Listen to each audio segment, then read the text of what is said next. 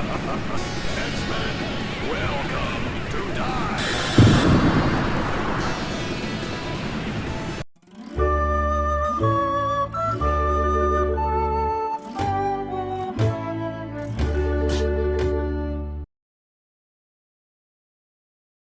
Anne sighed as she sat in her room staring at her wall.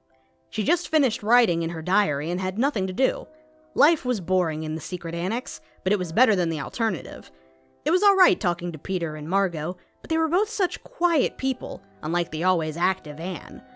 All of a sudden, a flash of light appeared in the room. Anne jumped back, stifling a scream.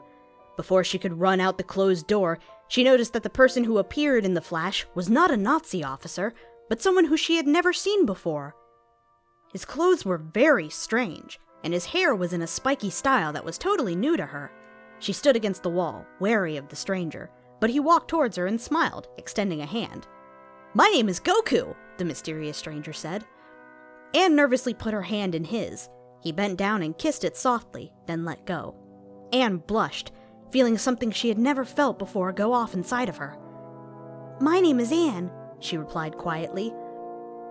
"I'm sorry for what just happened," Goku told her, "but I was caught in a time portal and deposited here.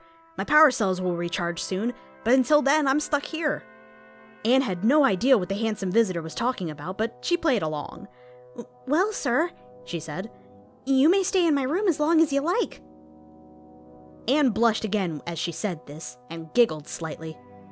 Goku looked around and then sat on the bed. "Thank you for the invitation. I'll be sure to repay you for it soon." Anne did not understand what he meant by that. However, when he spoke, she felt a warmth deep inside of her. She sat by him on the bed, staring at the man's beautiful eyes. Finally, she could stand it no longer. Anne leaned over and kissed the stranger on the cheek, and then pulled back quickly, not sure of what she had done. "I'm sorry," she said as she stumbled to find the right words. The visitor smirked.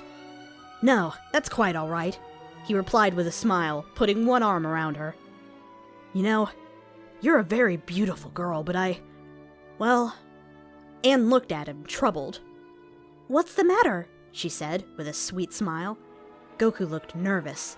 I'm already married," he finally managed to choke out. Anne pulled away from him abruptly. "No!" she said loudly, almost in tears. "I'm sorry," he replied. Anne was furious. "Nothing ever goes right!" she cried out. "I have to go now. My power cells have recharged," said Goku. Anne was in tears by now, staring at the wall so she wouldn't see Goku's face. He smiled a sad smile and disappeared in another flash, out of Anne's life forever. Anne never forgot him, though. Not until the end of time. 1 month. Well, it didn't feel like a month. To Anne Frank, a Jew in hiding from the Nazis, it seemed like a year. 1 month since the fateful encounter with the mysterious man from another world, who she only knew as Goku. The handsome stranger had stepped through time and into her life, then disappeared without a trace. Anne was almost sure that they'd never meet again, even though not one day passed without her dreaming of him. Little did she know, however, that their lives were tied by the unbreakable red string of fate. It was another boring day in the secret annex. Anne sat on the bed of her room, writing in her diary. It never occurred to her, however, that this entry would be her last. As she wrote in the quiet attic, there was a loud noise from downstairs. Her heart jumped with both fear and excitement. Was it them? The Nazis? Or could it be him? She had no idea whether to run downstairs or to hide. That decision, however, was made for her. Her door flew open, and a tall soldier was visible in the doorway, glaring at her. The cries of her family members and friends were tuned out, as Anne only thought of one thing. She stood up and followed the soldier out of the room, down the stairs, and into the back of a truck. "So, this is it," she said quietly to herself. "I'll never see him, my one true love, ever again. And all those years of hiding, they were for naught." Then, Anne realized that she left her precious diary up in her room. She broke loose from the officer and made a dash back into the shop when he removed a gun from his holster and fired a shot in her direction. Anne fell to the floor. Anne lay on the floor, feeling searing pain run through her leg where the bullet had met its mark. The Gestapo officer menacingly moved towards her, grinning, when all of a sudden, there was a blinding flash of light, causing the officer to shield his eyes. A huge cloud of smoke appeared next to Anne, blocking her from the soldier's vision. When the smoke cleared, he was in for quite a surprise. There was Goku, holding Anne in his arms, standing next to a huge metal capsule. "Goku!" cried Anne. "You came back! For me!" Goku smiled. "Anything for you, my dear," he said. "Our love will never be lost. Not until the end of time." The Gestapo officer turned tail and ran, but Goku was too quick for him.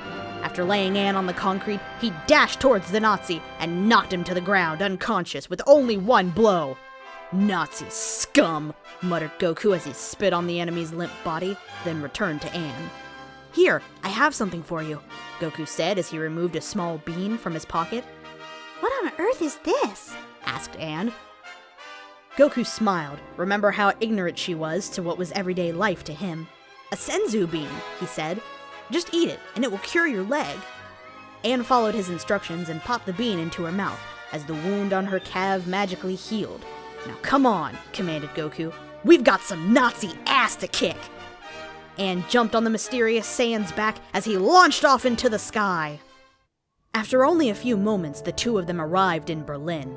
Tanks were parading down the street, as Adolf Hitler himself stood on a platform overlooking it all. "Stay here," Goku said, dropping Anne in a shaded area under a tree. He then flew straight towards the parade of tanks, fists outstretched, screaming as loud as he could. The soldiers below scattered in terror, while the tanks tried to aim their cannons at him.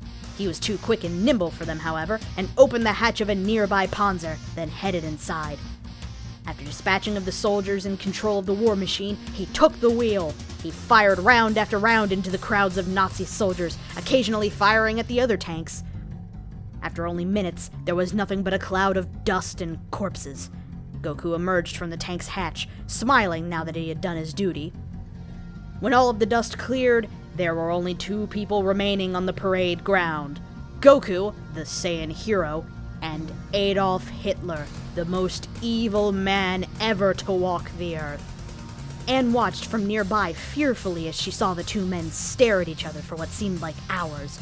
Her one true love and her ultimate oppressor. It had come down to this. "So," Hitler said jovially, "you took out all of my men. However, you aren't going to defeat me."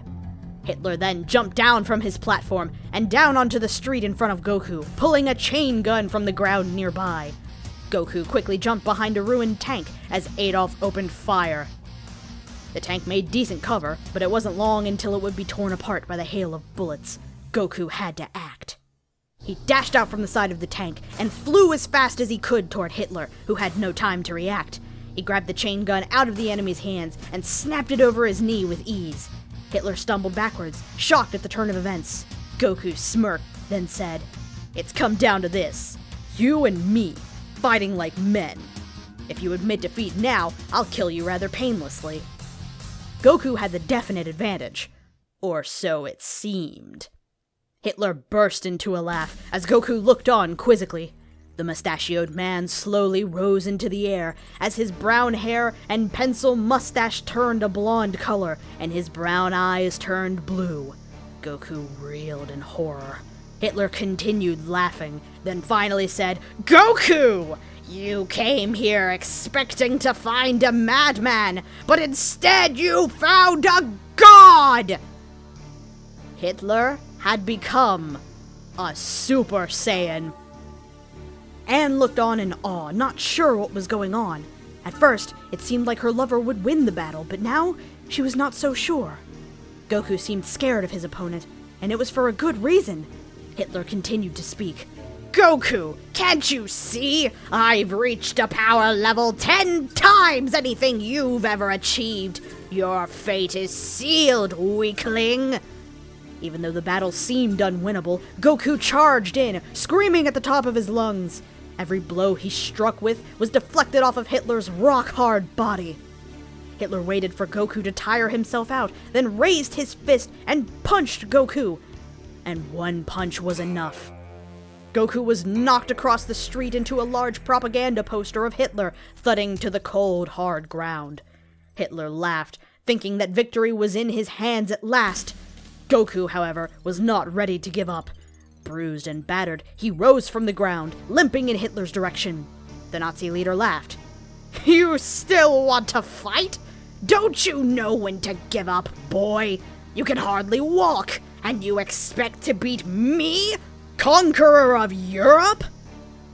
Goku ignored Adolf's taunts as he continued to stumble his way forward. Finally, the two arch-rivals were standing face to face. Goku stared Hitler into the eye, then screamed, "This is for love!" and flew up into the sky, his hair turning blonde, his eyes blue, and an aura of power radiating from him. Hitler looked on in horror at Goku. He had made the ultimate achievement. He had become a super, ultra power Saiyan. Goku made a cup shape with his hands, aiming at Hitler as he belted out the words. Ka-me-ha-me-ha!